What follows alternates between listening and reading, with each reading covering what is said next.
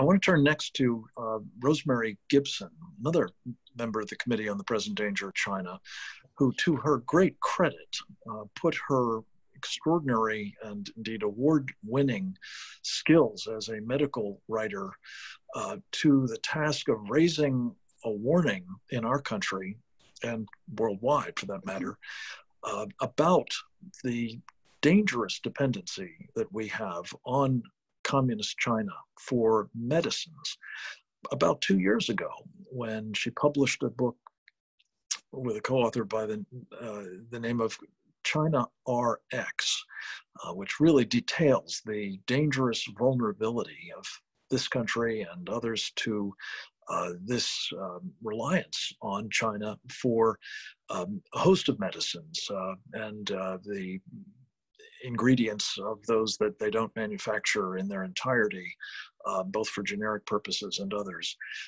Rosemary Gibson is a very, very esteemed colleague, and we're delighted to have her with us to talk a little bit about what the implications are of this dependency in the wake of this pandemic now, and what we have to do to try to rectify our present vulnerability and get ourselves onto a sounder footing in terms of being able to defend against such diseases as this coronavirus, or the CCP virus, if you will. Rosemary Gibson, welcome. 2 years ago in China RX, we wrote that in the event of a natural disaster or global pandemic, if China shut the door on exports of essential medicines, the United States will be waiting in line with other countries around the world for essential medicines. And that's exactly where we are today. As many of you know, China has withheld masks and other medical supplies from the United States and other countries. We have a perfect storm of a production shutdown in China. Transportation routes and deliveries are held up.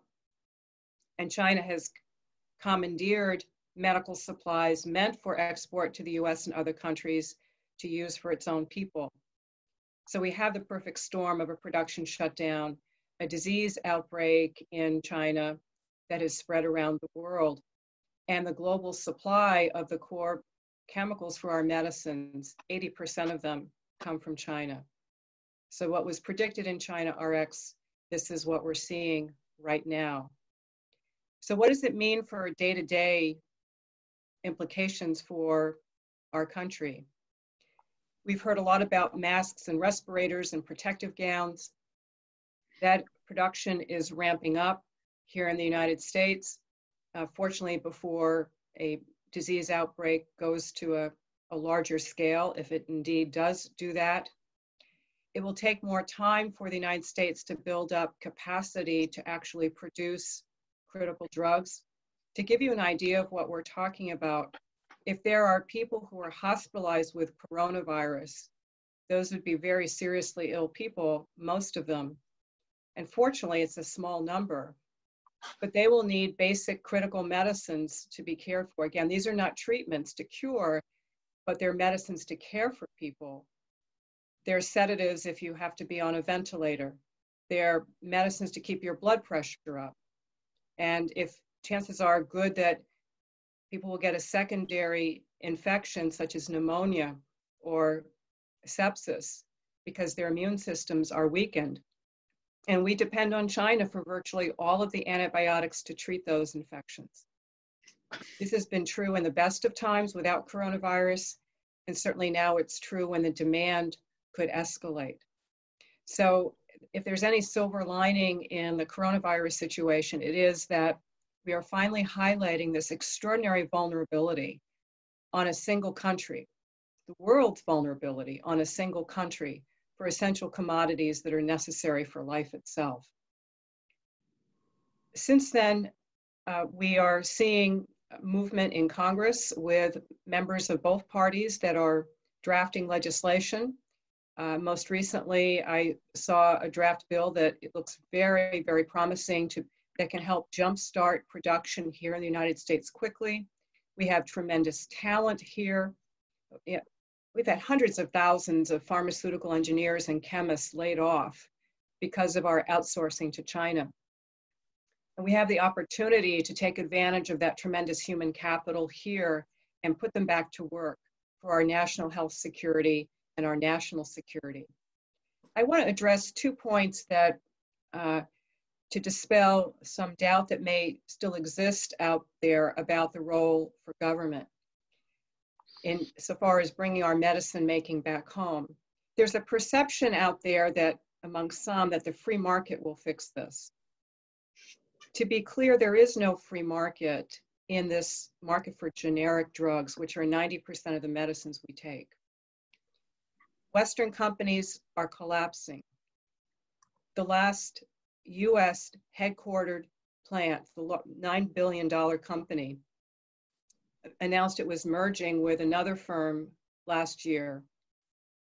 2 other Western generic drug makers, Sandoz and Teva, European and Israeli, they announced last year that they're dropping half their products because they cannot make ends meet. Their margins are just too slim. And meanwhile, we're seeing China ramp up production of generic drugs. They account now for 10% of our generic drugs. In just 10 years, they achieved that market share. And soon it'll be 20%, 30%, 40%. India supplies 25% of our generic drugs, but they depend on China for nearly 70% of the core chemicals to make them. So the message is all roads lead to China. And I think it's just a matter of time before China overtakes India in production of our essential medicines because they have the industrial policy resources that they're putting behind it. And bear in mind that Western companies are competing not against Chinese companies, they're competing against the Chinese government because those domestic companies are flush with cash as the government seeks to become the pharmacy to the world. I also want to underscore another point out that's raised out there. Well, we should let the private sector do this and government shouldn't get involved. Again, if you're a Western company and you want to set up a manufacturing plant here in the United States right now, we'll have a situation where Chinese companies can come in and undercut them on price and drive them out of business.